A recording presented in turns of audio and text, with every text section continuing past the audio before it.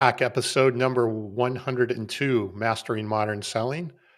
I'm Tom Burton, and I'm here with Brandon today from Cairo, Egypt. Brandon, welcome. Yes. Thank And you.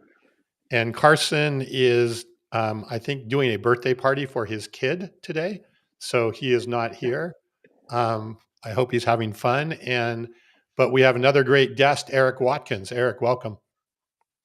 Welcome. Thank you. Pleasure to be on here. Cairo, Egypt. You're making me look bad in St. Louis, Missouri. But they're Nah, they're come on. somewhat close. Yeah. Yeah. Yeah. No, pleasure to And be I on with see you guys. Thanks for having me. Bob has joined us, which means Bob, I need to show you. Bob had sent me, I don't know if I don't want to share my screen, but I'll show it. I'll show it this way, Bob, and see if Well, it how comes much it costs through. you to get off the camel. Yeah, he told me last week that it's free to get on the camel, but it costs you to get off the camel. So, and Bob sent me a picture that was very, very similar to this. So I took it. Let's see, Bob, can you see that? Yeah, there you go. That's Oh, good. look at that. Yeah. I like your finger on top of the pyramid there. Yes. Yeah. And my camel was Charlie Brown, and the other option I had was Bob Marley. I should have chose Bob Marley, but he was great. So were you Yeah. able to Very get off okay, or how much did it I cost you got to off okay. You know, it is interesting though because you don't realize how tall they are. So when he first started to stand up, I would, and he told me to hold on, but I immediately started falling forward and was like, whoa, whoa, I really need to hold on here. So All yeah, right. how much it costs you to get off the camel? That's great.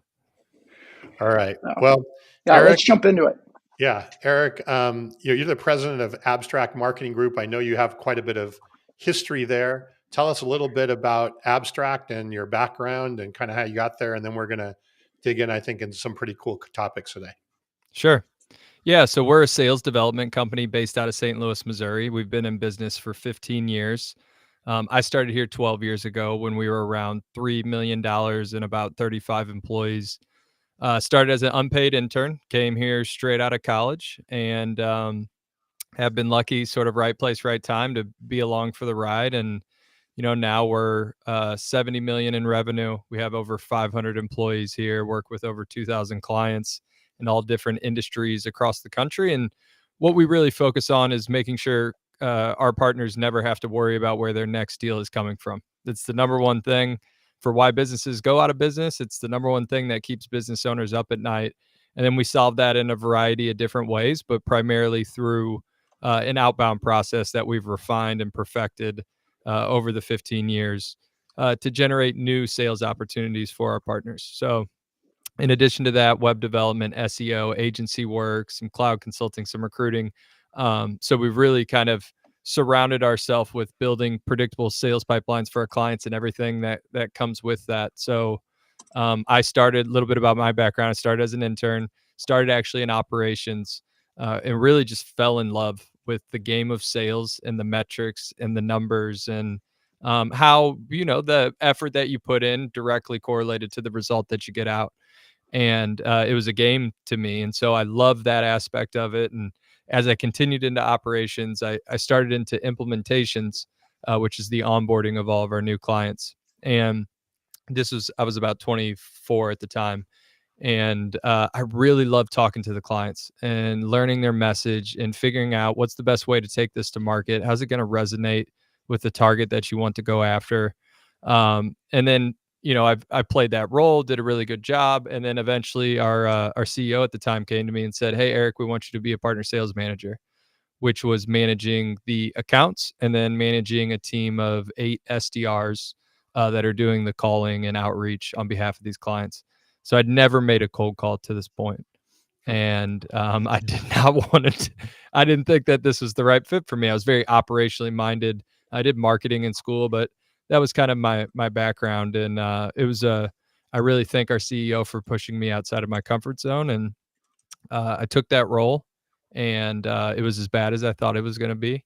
First thing I had to do was learn how to cold call. So I humbled myself in front of a team of wonderful people that let me do that, and eventually figured it out. Got really good at it. Was surrounded by really good people, and then sort of the rest is history from there. And Grew that division, eventually took on operations and sales, and now president. And we're continuing to grow as an organization, and went through an acquisition 3 years ago, went through COVID. I feel like I've been through it all now, but learning every day.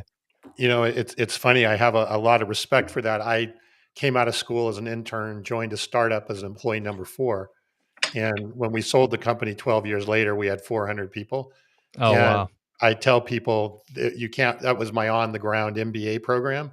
And I'm sure you feel the same way, right? You just Yeah. never, you can't make the stuff up that happens in Yeah. over that time period. So congratulations. I totally can respect, that growth, because it's definitely a roller coaster at times. It is. It is for sure. There's ups and there's been downs, but it's cool to see what it was like from the beginning and then be able to continue to share that vision. Cause as your company goes from 4 to 400, you start to lose a bit of that magic Yeah. that you had in the beginning. And it takes people sticking around and being able to tell the story. Yeah, no, there's a few stories for sure. Man, we should do an episode on that someday. I mean, my first company, I was employee number 1 with 2 partners, so I was the third person on the team, and I mean, we can go around and talk about that for a little bit, and we can actually show all of our scars Yeah. from those days. Yeah. They're probably still visible. Yeah. Yeah. No, I think anything Well, that could have hit my happened. grave. Yeah.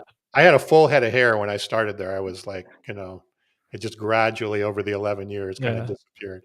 Yeah, this headset's nice, or these headphones are covering my bald spot up, so that's nice. I think headsets like that are what created my bald That spot, that having the could be. phones all those years. That could So, be. Eric, before we get into a little bit of kind of how your secret sauce a little bit, and you mentioned, right, you got kind of thrown into the cold call deep end. Yeah. Just at a high level, what did you learn about cold calling?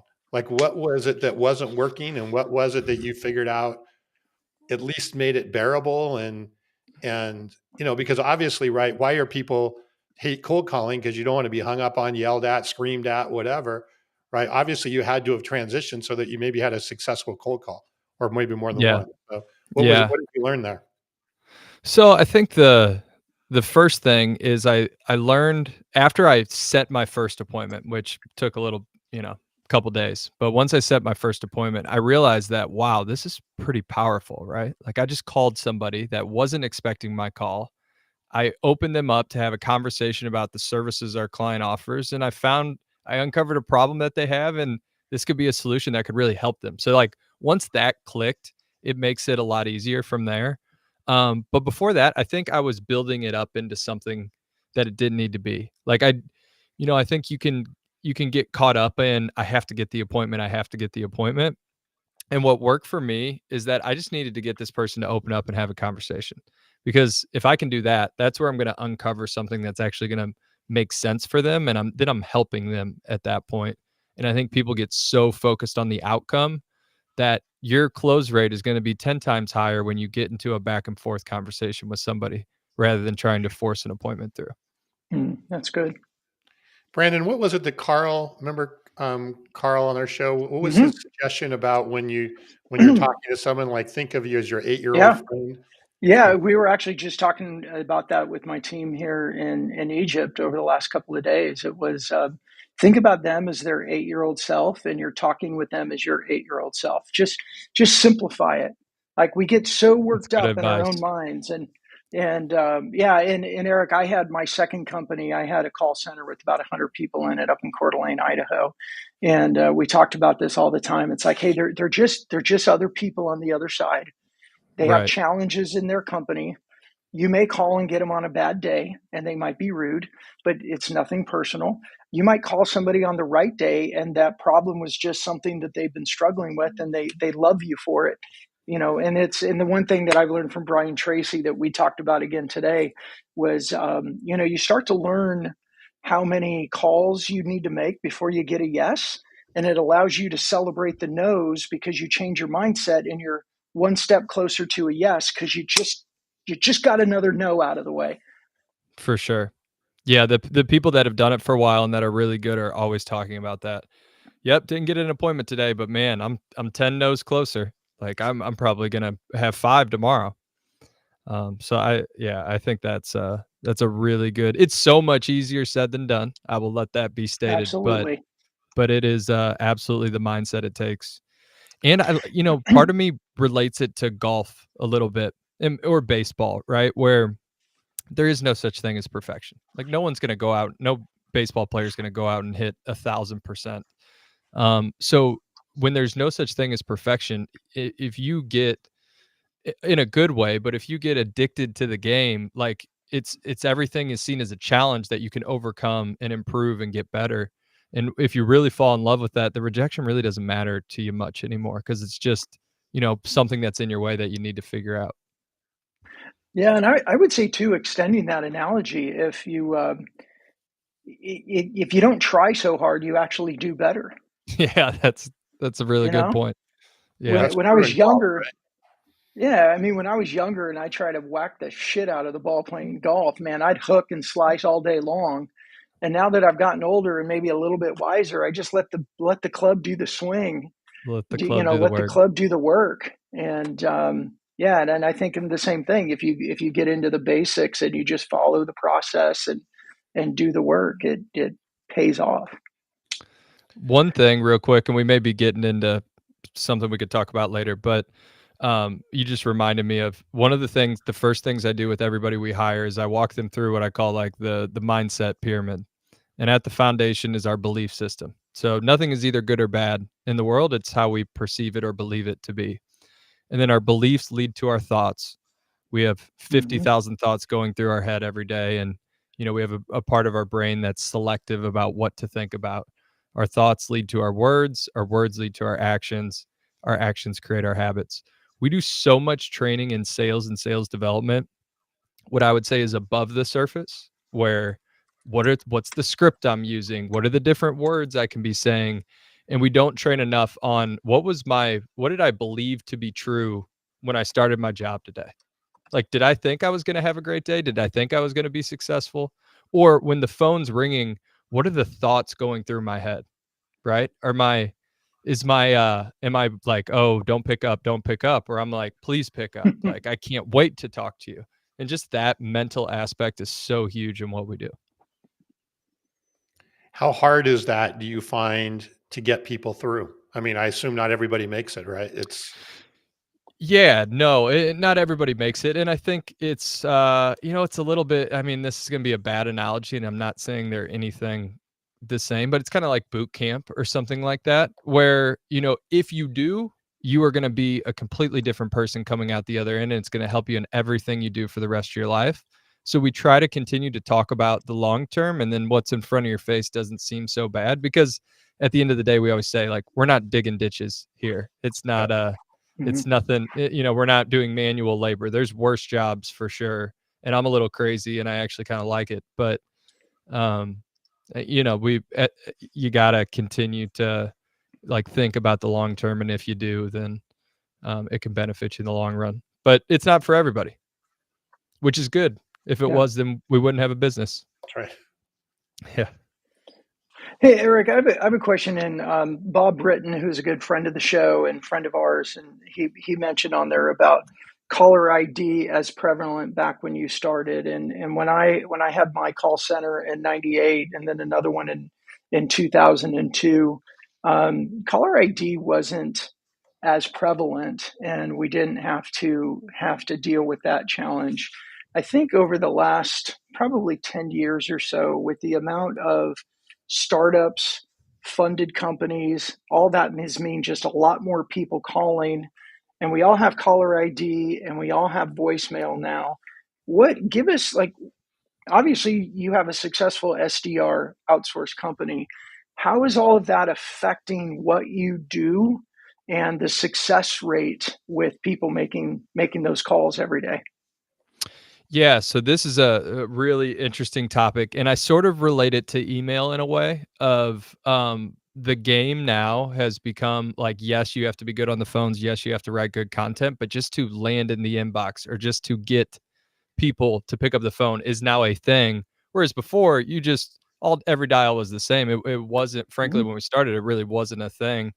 The biggest thing right now is numbers getting flagged for spam.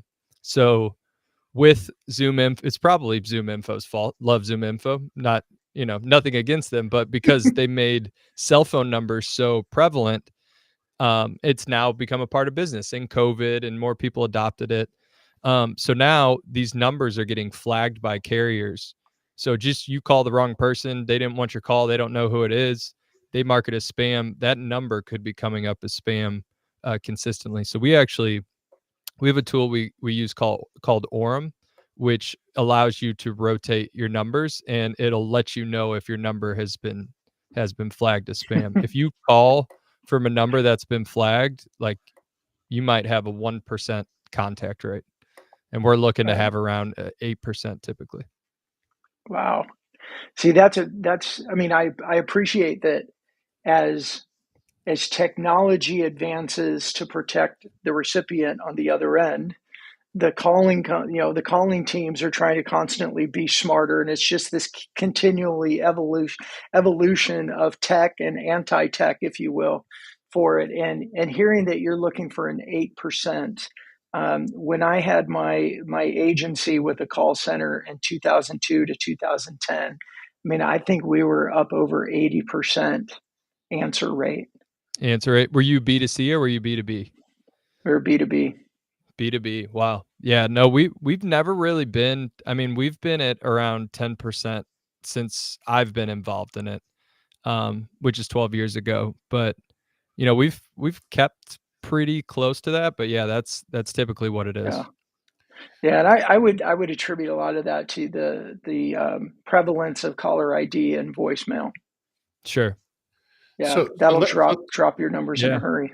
So let's walk through that, because to me, right, I've never had a call center, Brandon, like you did. 8% or 10% seems pretty remarkable, actually, in this day and age, to getting people to pick up. And we talk a lot. We were talking about before we went on the show, right? A lot of what we talk about on the show over the last 104 episodes or 102 episodes or whatever is to respect the buyer, right? Respect the buyer journey.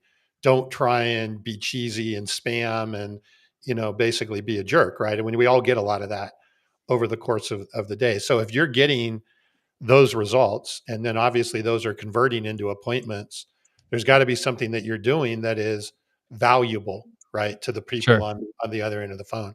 Take us through a little bit, if you don't mind, Eric, what it is that you're doing that makes what you're doing hopefully not spammy and cheesy, right, and disrespectful to the buyer journey, but at the same time valuable in a way that they're willing to have those conversations and turn into things.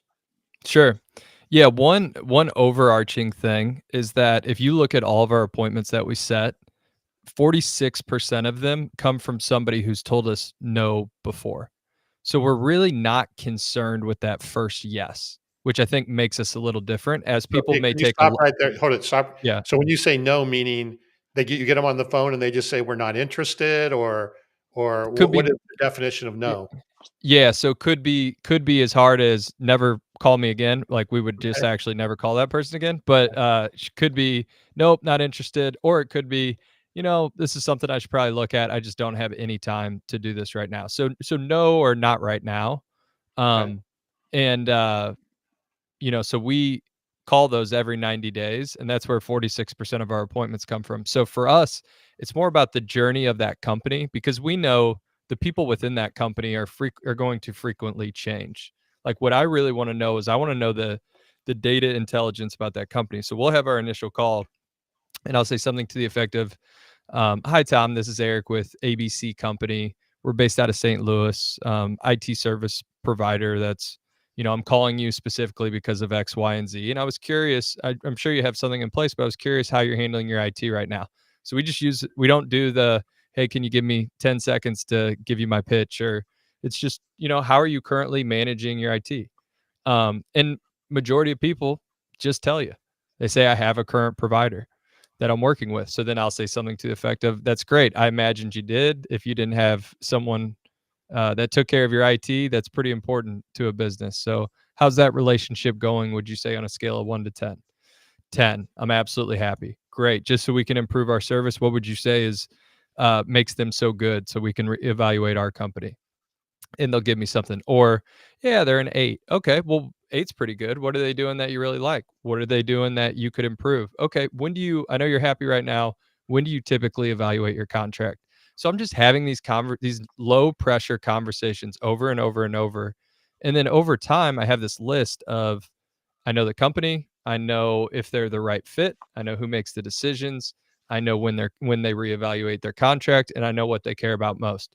So then my next call is my best call. So every next call I'm making, now I'm calling and I'm following up and I'm saying, "Hey, Tom, this is Eric with ABC IT Company. We had talked 3 months ago. You shared with me you were working with so and so. You're about an 8 out of 10 on out of satisfaction, and what you cared most about was response time. And the reason why I'm calling you is because this, like, insert what makes me different about."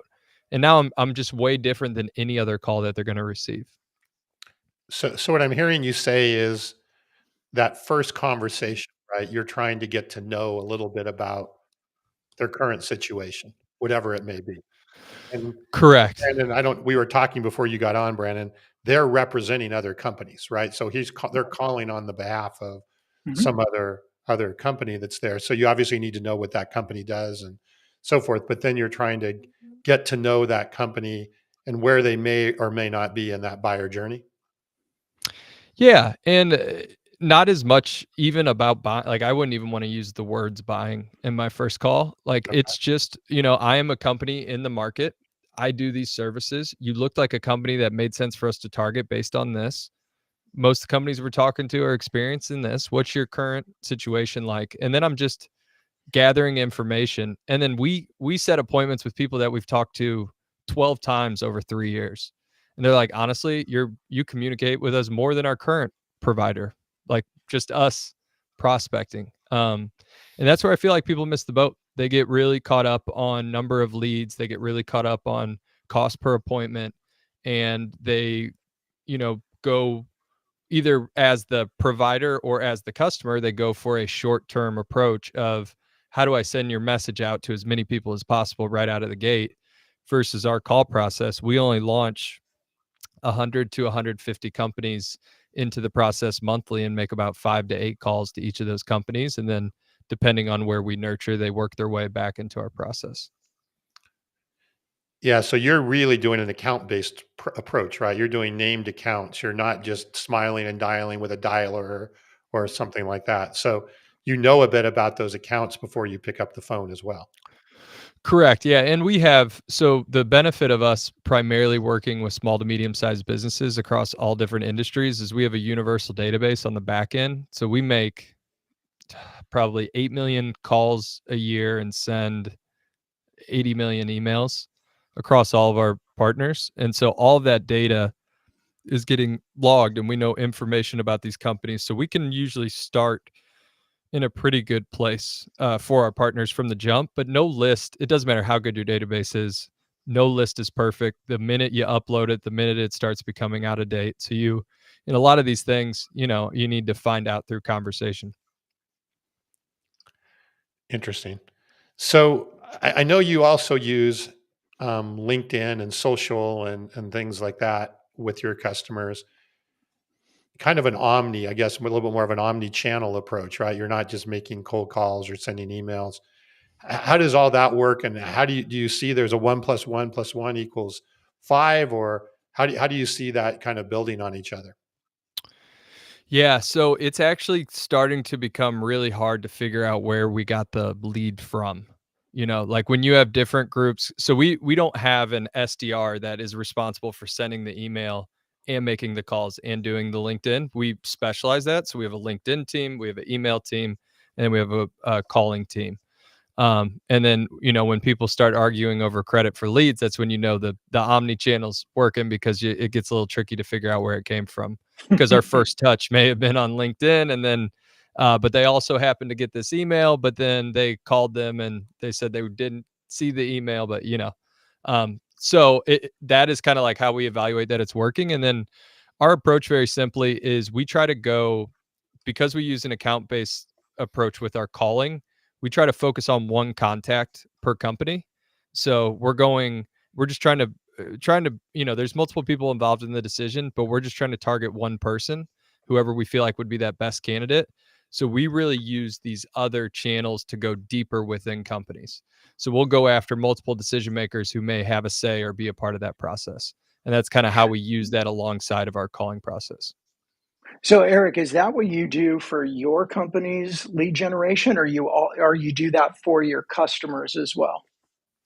Both. So we actually do Okay. it for, so we pretty much do our exact same process. The only difference is with our product, it's exclusivity. So we don't get Yeah. to do it for the long haul forever.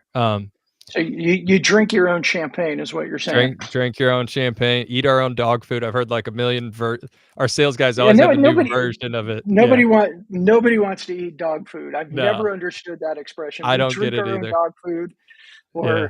or the other one I don't understand is drinking Kool-Aid. Like everybody that drank the Kool-Aid died. Like I I don't know. that analogy just doesn't work for me. Not a good one and probably not appropriate, Yeah, exactly. Exactly. So I love moving this in. Now we're getting into the omnipresence, and we've got the calling capabilities. What are you doing specifically in LinkedIn? And I know Tom and I are really curious too about how you use your show as part of your brand building, your personal branding, and your lead generation. Yeah, so for our company, for LinkedIn, we actually do we offer this as an incentive to employees. So a way for them to make a little bit more money. So we have like 100 employees here currently that allow us to use their LinkedIn profiles to do outreach on behalf of them. And then they can pop into the inbox and respond.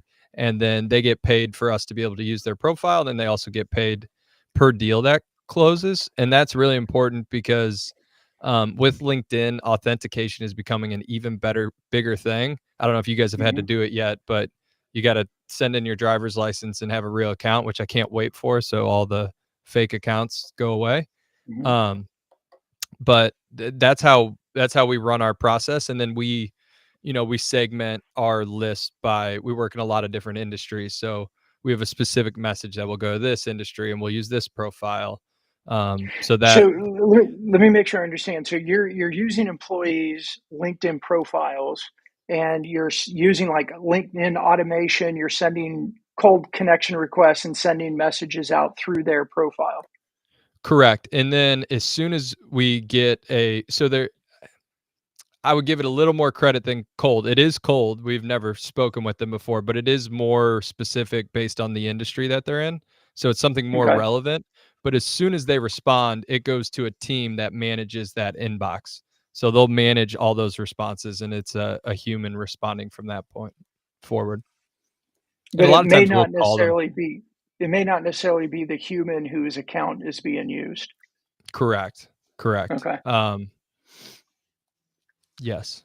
So the employees are basically providing the surrogate accounts that you're using to reach out. And I assume some employees may have more industry specific people that you're reaching out to based on their background or their area of expertise or Yeah, it's not really as much based on the employees, but it's just more, we want to, based on our target market and how many companies we can go after, we'll segment those based on the industries. And then, they'll pop in there too. And I had somebody the other day was like, "Hey, I got this hot lead in my LinkedIn and he wanted to give it to me." I'm like, just give it to the sales team, but it was cool to see.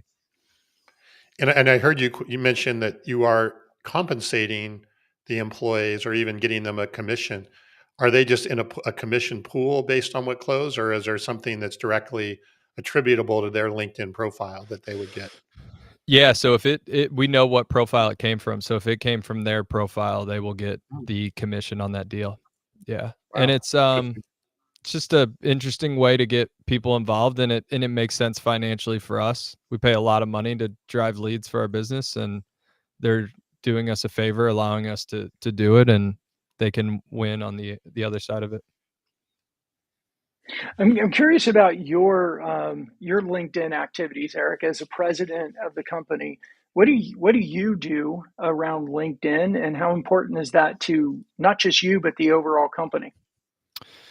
Yeah, that's a great question. I would say this is definitely an area for growth from me. We record a podcast every Friday called The Grow Show. See the sign behind me, with my CEO and our CRO.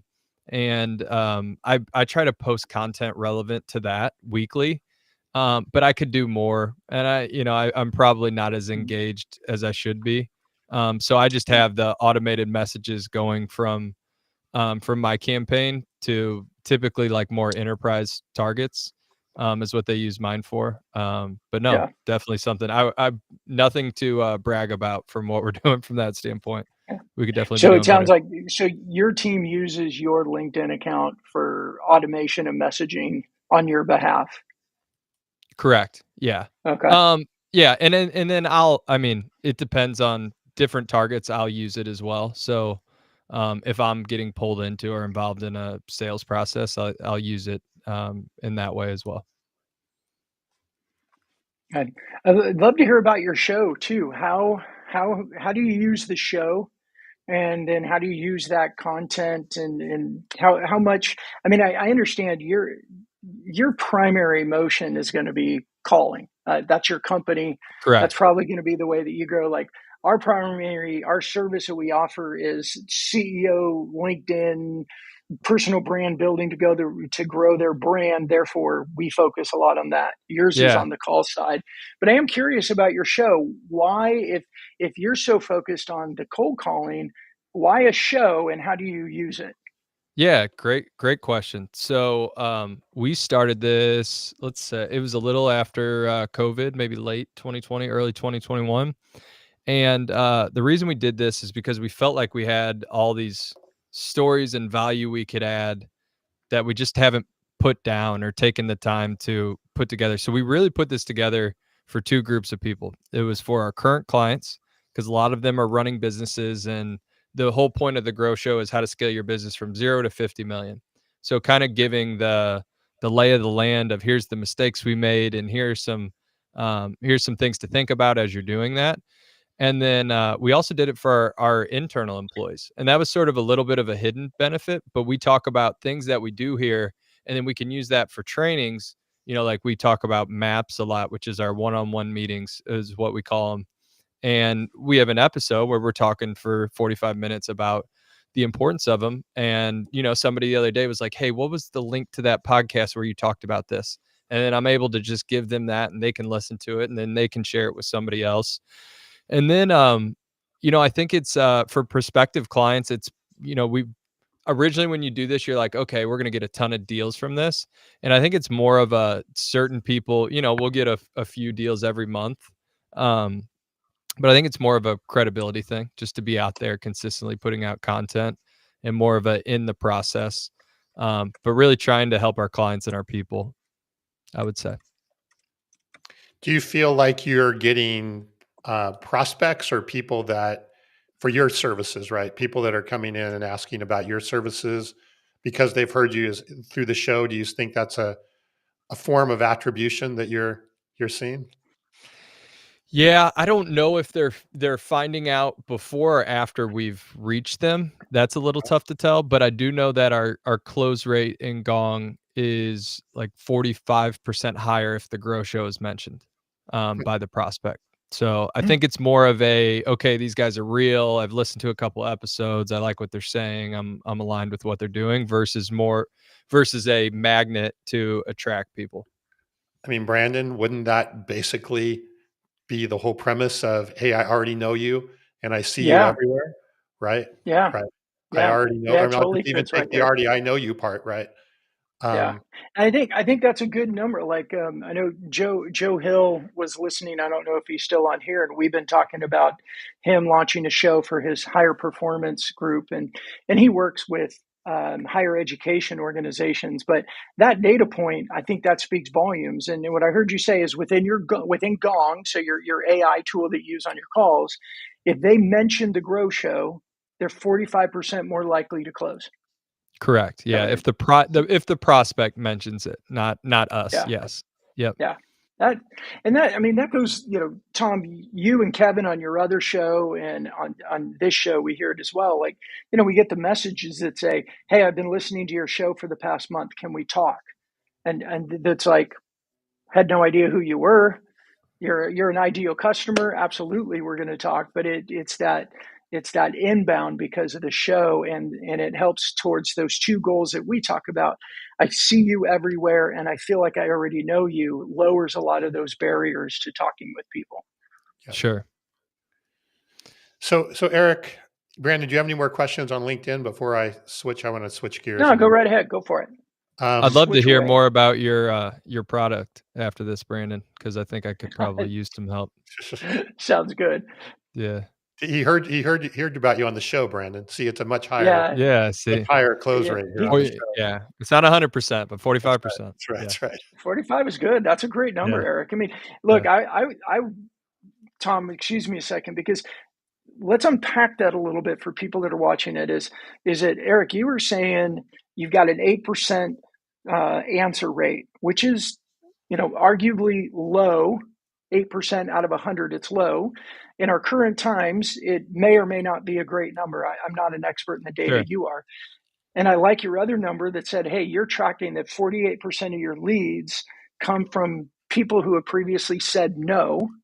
So we're creating this pattern.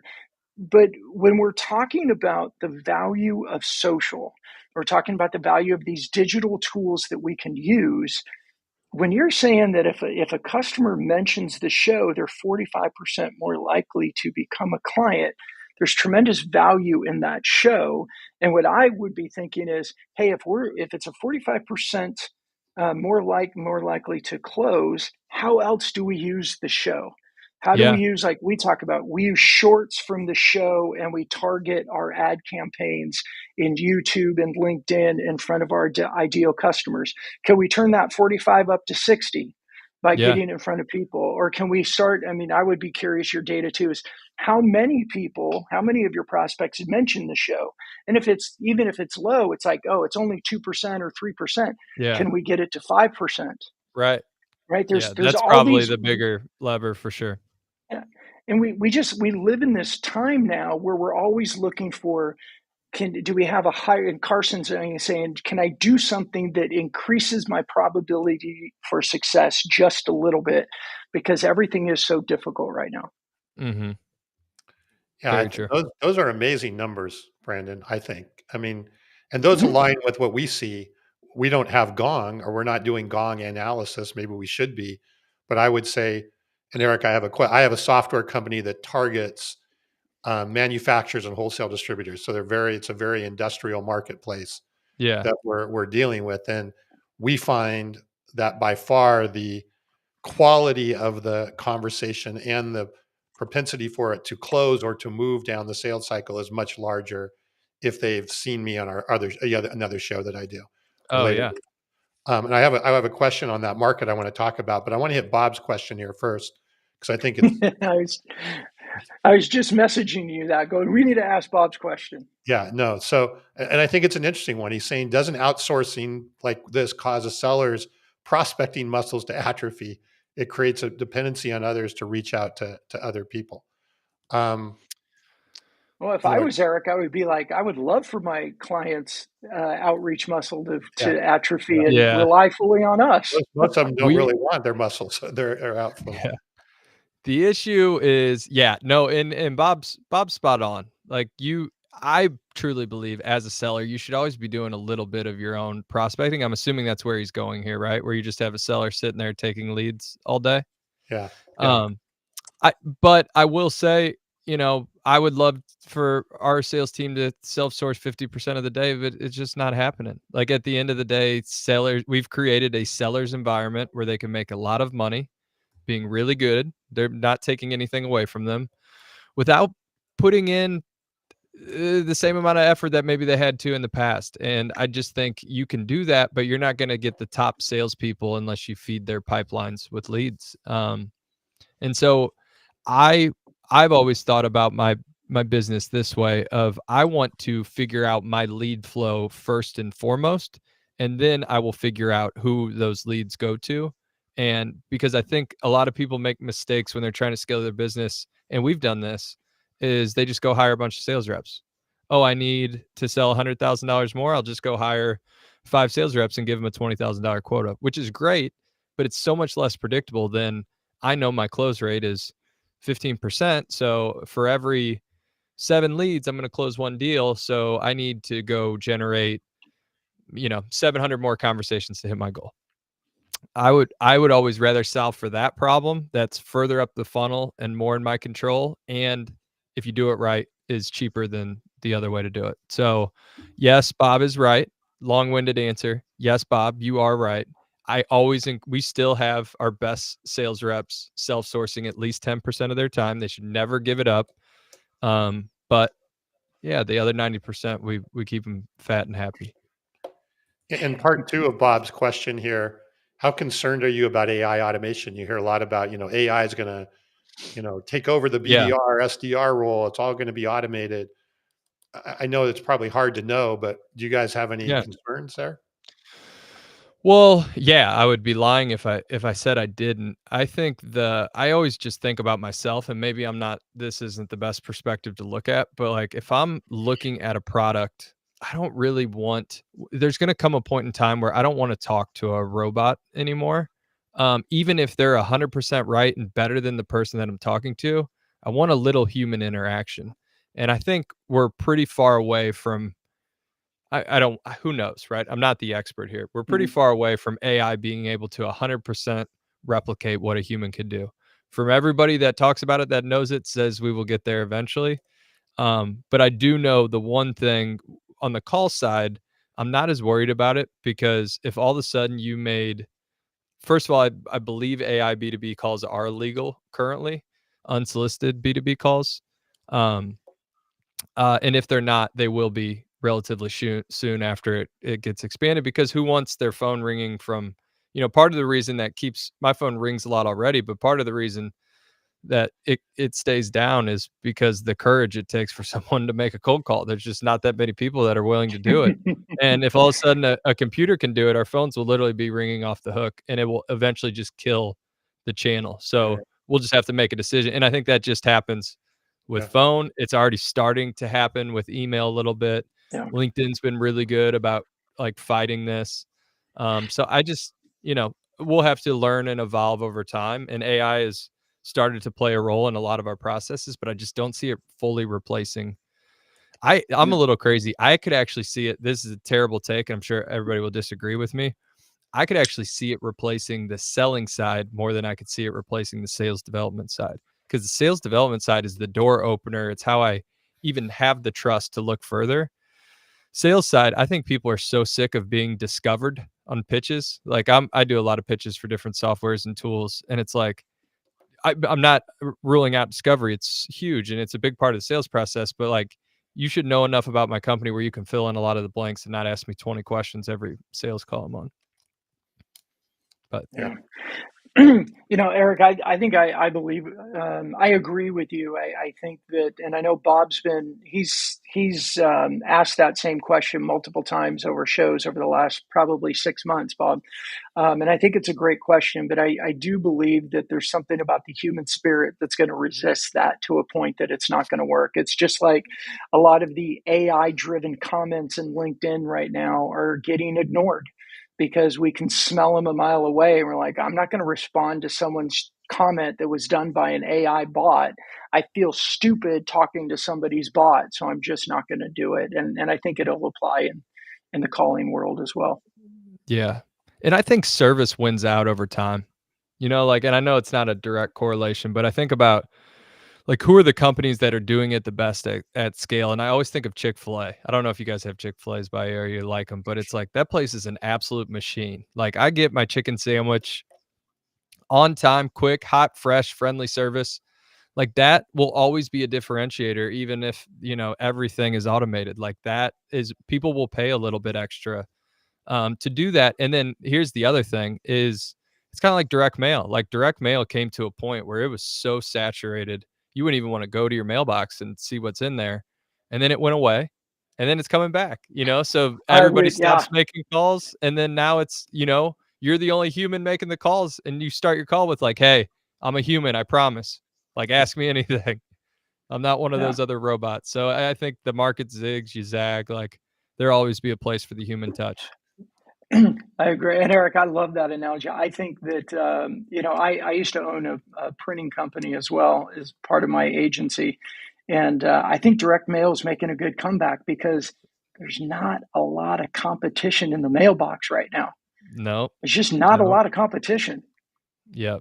We are actually just launching a product that's building that into our call process that we have, and we've already tested it, and it's dynamite. It's just Oh, it's a I'd huge. love to see what you have. Back in 2007, 2008, we built sequences, and we didn't call them sequences. We weren't that smart at the time, but we had a I don't even remember the word we used for it, but yeah, it was direct mail, phone call, couple, and then we started incorporating email in it, and those direct mail pieces had a huge impact on how many people would actually either return a call or answer a phone. Yeah, and we've had that as well. Like we see a lot higher contact rates and close rates when they have that. And then the other thing, sort of a hidden benefit when you do this at the scale we do it at, is it's so much easier as a rep to make a call when you send them Yeah, a packet. It just takes a little bit of the pressure off as well. yeah, So I yeah. think That's there's going to cool. be a little heyday for that over the next couple of years, and then I'm sure everybody will do it, and then it'll be one of the same things. We'll have to find the next new thing. Keep learning.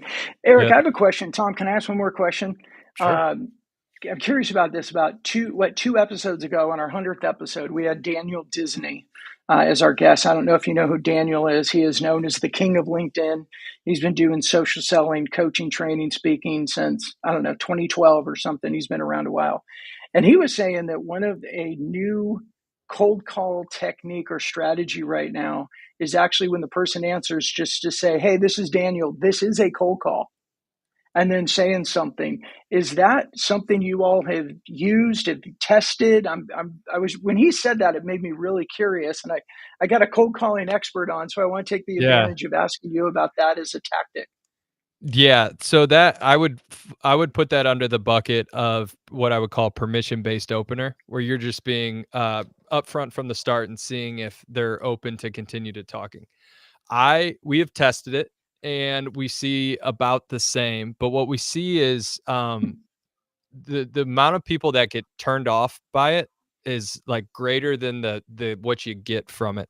And that's just been our Yeah, perspective. I'm not saying it doesn't work for yeah, different, but we're calling small to medium businesses. We're talking to, we have a lot of industrial clients. So, you know, they just want to get into the conversation and go about their day. So I don't prescribe to it. Some really smart people do, and I'm not saying they're wrong, but I'm always uh in favor of, like, don't waste my time, just tell me why you're calling, and then let's get on with it, versus like cool. hey, give me 27 seconds to talk about. um but I don't know that I'm not, I'll give that with caveat. I don't know if I'm right on that. I'm sure people have data that could prove me wrong. But we've seen a lot Yeah, of but success with it. there Yeah. you probably have data that could prove you right too. So Yeah. Well, and the other thing is I like ending with the open-ended question about their situation, because even when they reject me, I figure out their situation. So even when they say, "Nope, I already have somebody I'm working with." Okay. Now I have that as a data point in the future, and maybe they'll let me get a couple questions deeper. So that's our philosophy on it. yeah, that's cool. So what I hear out of all of this is kind of the common denominator here, and I think, Eric, maybe this is probably what has caused you to rise above the noise a bit in what you're doing, is always thinking about experience, right? So even in that initial phone call, that cold call, how do I make that as positive an experience for the customer as possible, or the prospect as possible? And even the AI stuff that we were just talking about, right? If I'm just getting a bunch of AI crap, that's not a great experience. Or Right. your Chick-fil-A example was a good experience, right? That you remember. Yeah. I think that is, no matter what we do, however we change the channels, the motions, all of that, if we kind of keep that experience in mind, which is the backbone of what we try and talk about here on Mastering Modern Selling, seems to be the common denominator yet once again. Yeah, I think you're really hitting on that. And honestly, I don't think about it that way a lot, but you're right. Like, it's, on one side of the axis, you have the customer experience, and on this side, you have the volume in which you can do it. And I think what we've seen in the market is there's now like a bar established for the minimum experience, and if you're below that, you're just not going to land at all. So you have to find ways to improve the experience, and then volume is still a huge part of it. So you can't just sit there and research a company for 3 hours before you call them. Like there's a part of that game as well. But yeah, I think you're hitting on something important there.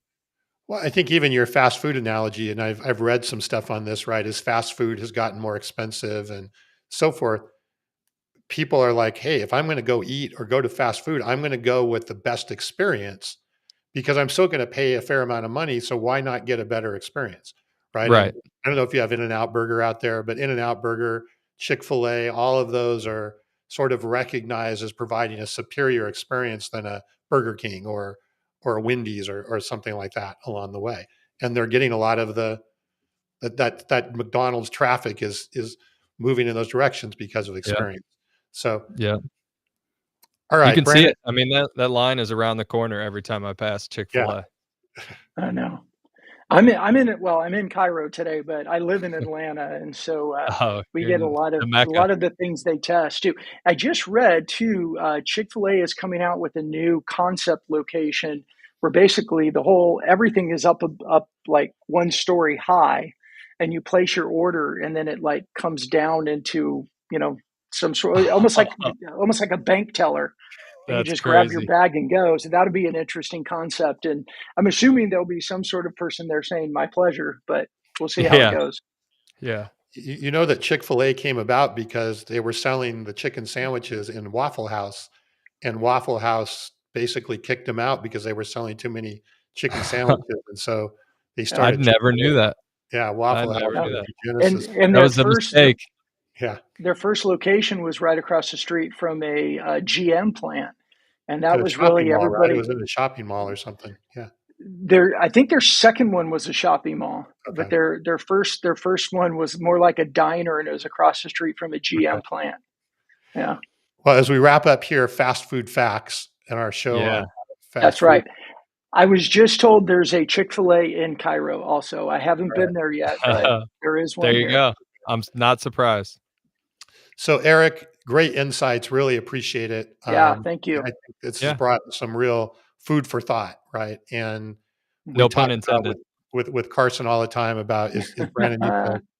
Yeah, see, it's right. That's right. Yeah, I like it. I like Eric. We need to have him back. That was good. Yeah, bring me back. This has been a blast. Brandon, any final thoughts, questions here before we wrap up? I think for everybody listening, we talk so much on the show about modern, and we talk about modern prospecting, and it's not that we ever put down cold calling, Eric. We don't ever put it down. I mean, I mean, my first 3 companies I built by cold calling. But I think that being able to talk about what are the strategies that are working, and Courtney, I love that you brought up adding direct mail into the mix. And really, I think we live in a time where none of the tools are bad. We just need to start looking at the tools and how the tools support each other, how they put us in a position to create the highest opportunity for success. So I really appreciate you coming on today, Eric, and sharing with us. And I would love to have you come back again sometime. Yeah. No, I enjoyed it. This has been a blast. I'm learning about ourselves as well as every time we do this. So it's great. Yeah. And my biggest takeaway, other than the experience part, is it's not so much the motion, Brandon, that's bad or good. It's the approach that you take with that motion. Yeah. Right. And, there's a lot of bad ways to use LinkedIn, and then there's good ways to use LinkedIn. There's bad ways to use cold calling and good ways to use cold calling. So, yeah. Well, and it's like, Bob mentioned it, and we've talked about this a lot, that the data says at any given time, 2 to 3% of any market is currently in market. So when you're just calling, you're looking for that 2 to 3%. And it is a bit of a hunt game, and it's a numbers game and all that. But when you supplement it with other things like your LinkedIn presence, your CEO's reputation grows, you got direct mail, you have targeted ads, you're just increasing your opportunity for success, and you're not rejecting or neglecting any of the potential tools. All right. Well, thanks again, Eric. Yeah, we'll definitely have you back. Love to get more deeper insights, and I know Carson would have plenty of questions, so we'll have to get you back when Carson's here. Yeah. Brandon, Sounds great. wrap us up. We don't have Carson to wrap us up, so I'm leaving it to you. You're leaving it to me. Well, I don't want to use this thing. Hey, thank you everybody for joining us today on another episode of Mastering Modern Selling, and hopefully we'll see you on LinkedIn real soon.